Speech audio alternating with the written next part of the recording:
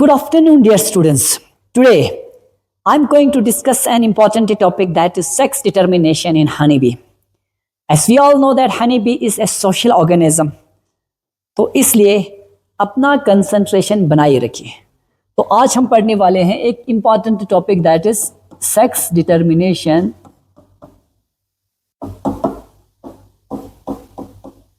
in honeybee. आज हम पढ़ने वाले हैं हनी बी में सेक्स डिटर्मिनेशन कैसे होते हैं, कैसे डिसाइड होते हैं। तो हमें पता है हनी बी जो है वो क्या है, एक सोशल ऑर्गेनिज्म है। Honey bee is a social organism, यानी हनी बी ये सोशल ऑर्गेनिज्म है। इनमें डिवीजन ऑफ लेबर है।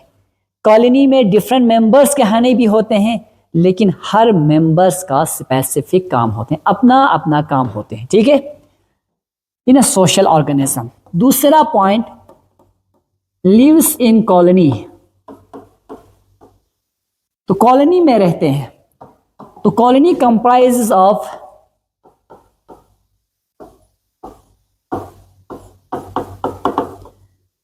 कॉलोनी में कौन कौन होते हैं? कॉलोनी में होते हैं सबसे पहले ड्रोन्स। तो ड्रोन्स ये है फर्टाइल मेल्स, ड्रोन होते हैं मेल्स, ड्रोन मेल्स। उसके बाद क्वीन, क्वीन होती है फीमेल। क्वीन सिर्फ एक कॉलोनी में एक ही होती है। और वर्कर्स, वर्कर्स जो है वो मोस्टली क्या होते हैं, स्टेराइल फीमेल्स, स्टेराइल फीमेल्स। अब इधर देखो, यहां पे मैंने डायग्राम रखा, ये है ड्रोन। तो ड्रोन है, ये क्या है, ये है मेल, ये है मेल। उसके बाद ये क्वीन, क्वीन एक ही होते, ठीक है। उसके बाद ये वर्कर, वर्कर जो होते हैं मोस्टली वो होते हैं sterile female, workers are mostly sterile female. अब उसके बाद हम एक एक के बारे में थोड़ा सा जान लेंगे। सबसे पहले हमने कहा ड्रोन, देखो ये होते हैं फर्टाइल मेल, और साइज में क्या होते हैं, ये शॉर्ट या स्मॉल होते हैं compare to queen, compare to queen. Queen के कंपैरिजन में ड्रोन का साइज जो है वो बहुत छोटा होते हैं। आपने देखा ये है क्वीन मिडिल वाले, ये वाला जो है वो ड्रोन है यानी मेल है, और ये वर्कर जो है वो क्या है, वो फीमेल है। क्वीन के कंपैरिजन में ड्रोन छोटे होते हैं। अब इन ड्रोन्स का फंक्शंस क्या है? ड्रोन का फंक्शन जो है कॉलोनी में मेटिंग विद द क्वीन, यानी क्वीन के साथ मेटिंग करना ही इनका काम है। इनका काम है सिर्फ इन क्वीन के साथ मेट करना, बस। उसके बाद आते हैं क्वीन। क्वीन ये कॉलोनी में एक फर्टाइल फीमेल होते हैं। क्या होते हैं कॉलोनी में? Fertile female. इनका काम है ले egg and produce offspring, and produce.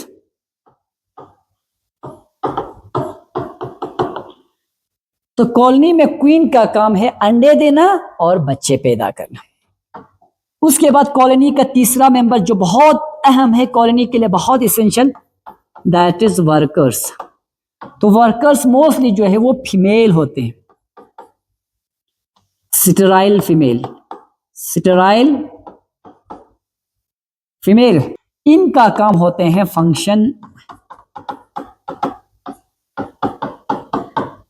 Collect royal jellies, और ये सारे कॉलोनी के रखवाली करना, कॉलोनी में रॉयल जेलीज का कलेक्शन करके क्वीन को रॉयल यानी रॉयल जेलीज क्वीन के लिए सर्व करना। उसके बाद कॉलोनी यानी डिफरेंट फ्लावर से नेक्टर कलेक्ट करना, ये सारा काम जो है वो किन का होते हैं, वर्कर्स का। Collect royal jellies, nectars from flowers,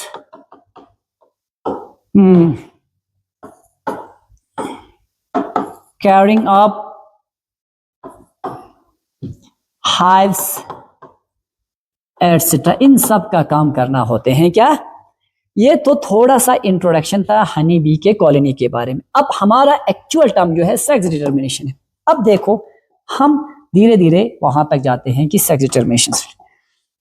इधर देखो सबसे पहले ये है क्वीन, यानी क्वीन एक सनी डेज के दिन जब अच्छे से धूप खिलते हैं उस दिन वो अपनी छत्ते से एक लंबी उड़ान भरती है और किस तरफ, उन एरियाज की तरफ जाती है जहां पे ज्यादातर मेल ड्रोन्स, जहां पे ज्यादातर ड्रोन्स की कॉन्ग्रीगेशंस हो, ड्रोन्स का झुंड हो, उस एरिया से वो गुजरती है। वर्जिन क्वीन लिव्स हाइव्स, यानी ये वर्जिन क्वीन अपना छत्ता छोड़ देती है या लंबी उड़ान भरती है first time on Sunny days.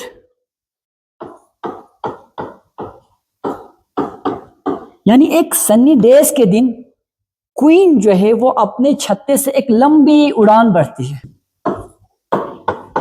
To fly drone congregation area. Congregation means where most of the drones present। Congregation means जहां ड्रोन्स की झुंड हो, उस झुंड की तरफ वो गुजरती है। To fly drone congregation area.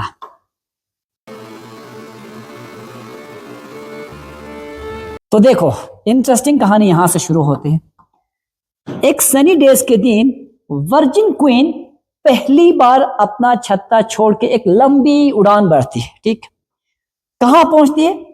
उस जगह पहुंचते जहां पे ज्यादातर मेल ड्रोन्स जमा हो, इकट्ठे हुए। अब इस क्वीन को देख के मेल ड्रोन्स उसके पीछे पीछे हवा में उड़ती है।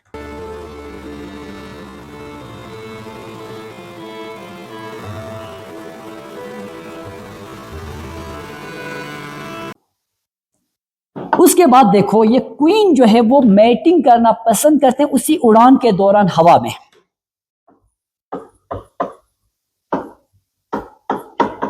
क्वीन मेट्स या डिजायर टू मेट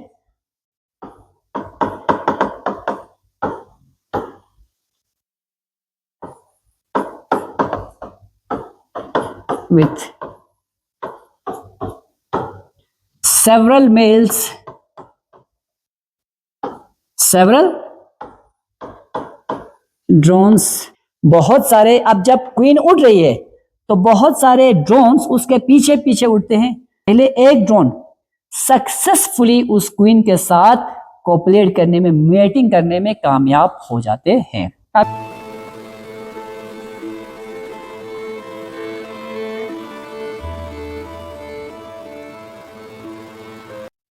क्वीन जो है वो मेटिंग करना पसंद करती है ड्यूरिंग फ्लाइट, यानी उसी उड़ान के दौरान ही, एयर में ही मेट करना पसंद करते। देखो अब जो drone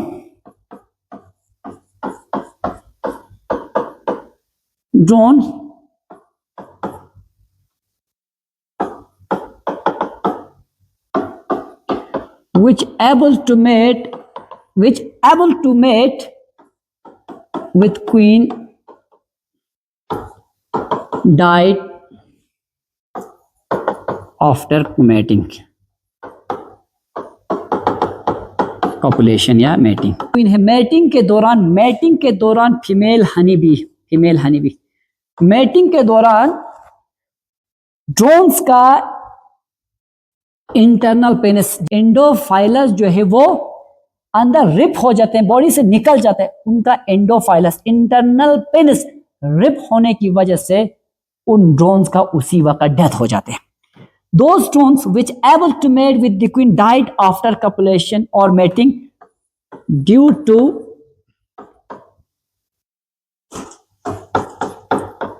or ripped up endophilus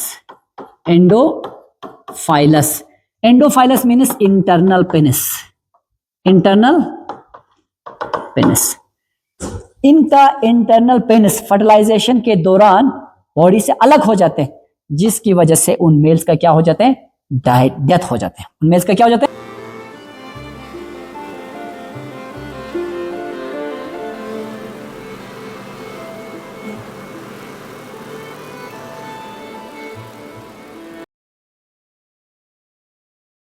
अब एक मेल ने, एक ड्रोन ने सक्सेसफुली इस क्वीन के साथ फर्टिलाइजेशन किया, करने के बाद उस मेल का डेथ हो गई।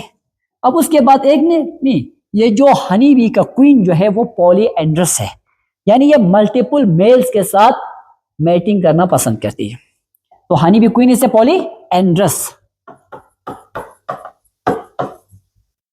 हनी बी में जो क्वीन होती है वो होते हैं polyandrous, wish to mate with multiple males, mating with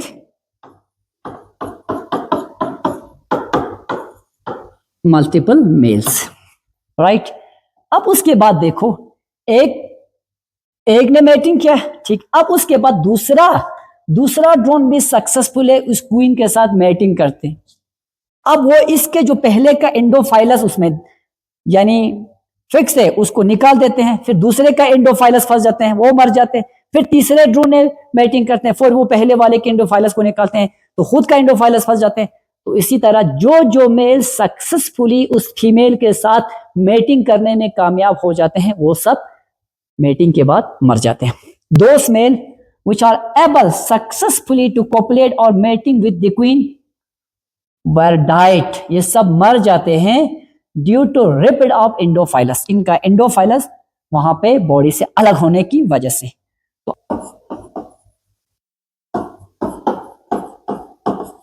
अब देखो, इस क्वीन ने मल्टीपल मेल्स के साथ मेटिंग की, तो इस क्वीन के पास मल्टीपल मेल्स की स्पर्म को कलेक्ट करने के लिए एक स्पेशल ऑर्गन है जिसे हम कहते हैं सुपरमैथिका।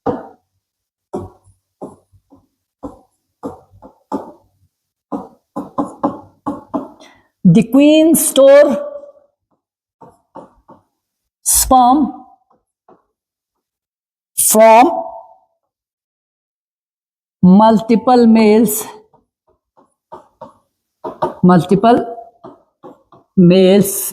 जिन्हें हम कहते हैं drones, and stored in a special organ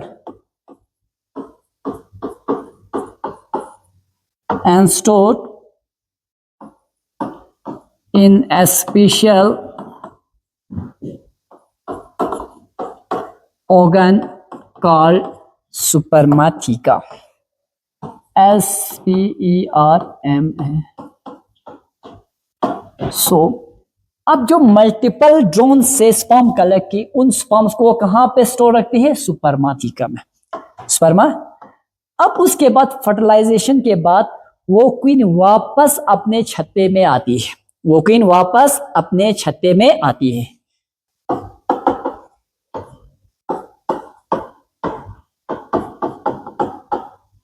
which hold millions of sperm.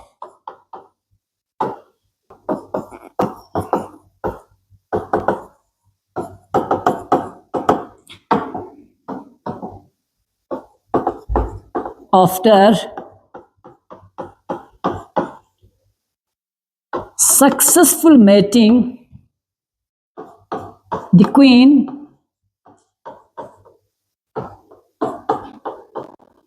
return to hive, वो वापस अपने छत्ते आती है and start laying eggs, और अंडे देना शुरू करती है, ठीक है, थ्रू आउट देयर लाइफ।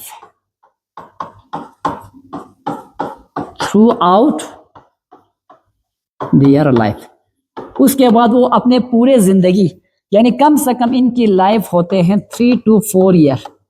अब क्वीन लाइफ में सिर्फ एक बार मैटिंग करती है, उसी मैटिंग के बाद वो अपनी पूरी जिंदगी अंडे देती रहती है और बच्चे पैदा करती रहती है, ठीक है। एक बार लाइफ में मैटिंग करेगी, मैटिंग मल्टीपल ड्रोन के साथ करेगी, फिर उनसे स्पर्म को एक खास किस्म की ऑर्गन जिसने हम सुपरमेथिका उनमें स्टोर करेगी और वापस अपने छत्ते आके अंडे देना शुरू करती। अब यहीं से सेक्स डिसाइड होते हैं कि किसको मेल बनना है कि किसको फीमेल बनना है। उसके बाद क्वीन जो है वो 2 टाइप्स के अंडे देती है, एक फर्टिलाइज्ड एग, दूसरा अनफर्टिलाइज्ड एग। एक अंडे फर्टिलाइज होती है, दूसरे अंडे अनफर्टिलाइज होती है। तो क्वीन दो टाइप के अंडे देती है।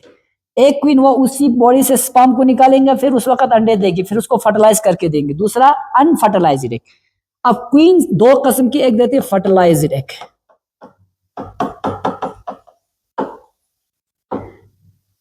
तो याद रखो, हनी बी में पर्टिकुलरली क्रोमोसोम है 32। क्वीन में कितने क्रोमोसोम है? 32 क्रोमोसोम है। याद रखो, क्वीन से ही तो इनके जनरेशंस आगे बढ़ती है। तो क्वीन में क्रोमोसोम 32। फर्टिलाइज्ड एग, क्वीन ने एक अंडे दी, फर्टिलाइज्ड। फर्टिलाइज्ड एग से निकलते हैं, एक तो फर्टिलाइज्ड एग से निकलते हैं क्वीन और workers.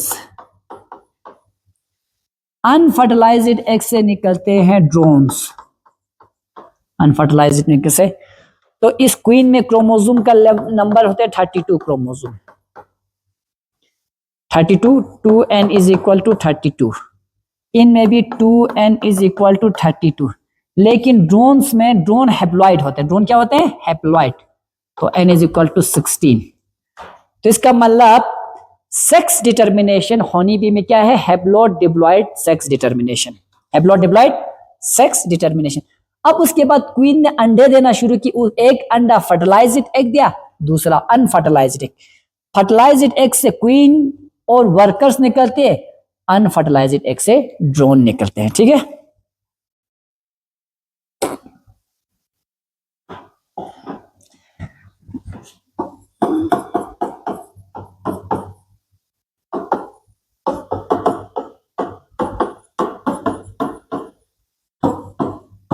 Sex determination in honey bee. तो हनी बी में sex is determined by set of chromosome. तो हनी बी में सेक्स को कौन डिसाइड करते हैं? Set of chromosome. Set of chromosome. ये है ड्रोन्स, ये है ड्रोन जिनको हम कहते हैं मेल। अब इधर देखो, मेल बनाएगा गैमीट। मेल बनाएगा गैमीट। कौन से प्रोसेस से मेल गैमीट बनाते हैं? मेल गैमीट बनाते हैं माइटोसिस से। किससे बनाते हैं? माइटोसिस से। क्योंकि मेल खुद क्या है? वो हैप्लॉइड है। मेल क्या है? ड्रोन्स, ये है हैप्लॉइड। यानी इनमें क्रोमोसोम नंबर क्या है? n है। n is equal to 16। n is equal to 16। n is equal to 16। अब वो गैमीट बनाएंगे, मेल गैमीट, लेकिन हमेशा गैमीट बनते हैं मियोसिस से, लेकिन ये गैमीट बनाते हैं माइटोसिस से। तो इनके गैमीट में n इज इक्वल टू 16। उसके बाद फीमेल को हम कहते हैं क्वीन। क्वीन में क्रोमोसोम, क्वीन जो होते हैं वो डिप्लॉइड होते हैं। क्या होते हैं? Diploid. 2n is equal to 32।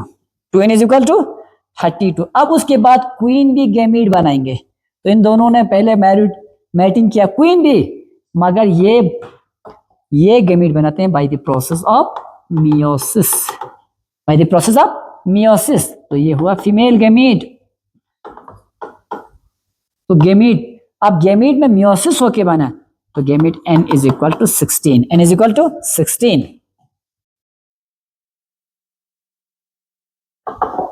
अब उसके बाद देखो,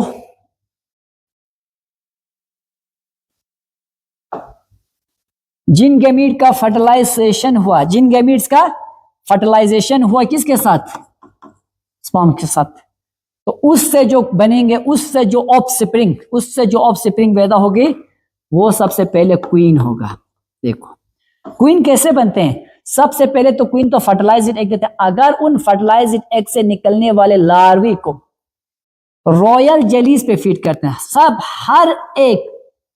हर एक लार्वे को इनिशियली फर्स्ट 2 से कपल ऑफ डेज में रॉयल जेली पे फीड करते हैं, लेकिन उसके बाद जिसको कंटिन्यूअस रॉयल जेलीज दिया जाता है, वो आगे जाके बनते हैं क्वीन। वो आगे जाके क्या बनती है? क्वीन। वो आगे जाके क्वीन बनती है। तो क्वीन में 2n इज इक्वल टू 32। क्यों 32? क्योंकि स्पर्म n है, 16 यहां से आया, 16 इधर से आया। तो फर्टिलाइजेशन के बाद क्या बनेंगे?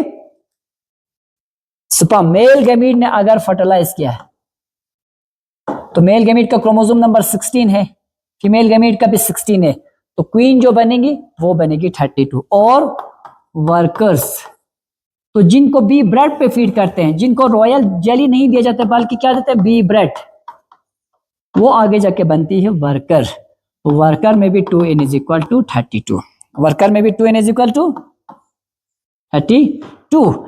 अब उसके बाद एक मेल गैमीट फर्टिलाइजेशन के बगैर डायरेक्ट जो है वो यानी इंडिविजुअल्स में कन्वर्ट हो जाता है, उन्हीं को हम कहते हैं ड्रोन्स, उन्हीं को हम कहते हैं ड्रोन्स। तो ड्रोन्स में हमेशा ड्रोन होते हैं हैप्लॉइड, क्योंकि वो बिना फर्टिलाइजेशन के पैदा होते हैं, बिना फर्टिलाइजेशन के पैदा होते हैं, हैप्लॉइड। तो n इज इक्वल टू 16। अगर मैं क्वेश्चन पूछूं क्या ड्रोन्स को कोई बाप है, क्या ड्रोन्स को कोई फादर है, तो आंसर होगा आपका नो। वो सिर्फ माँ से पैदा होते हैं, बस उनका माँ है क्वीन, लेकिन उनका कोई बाप नहीं है।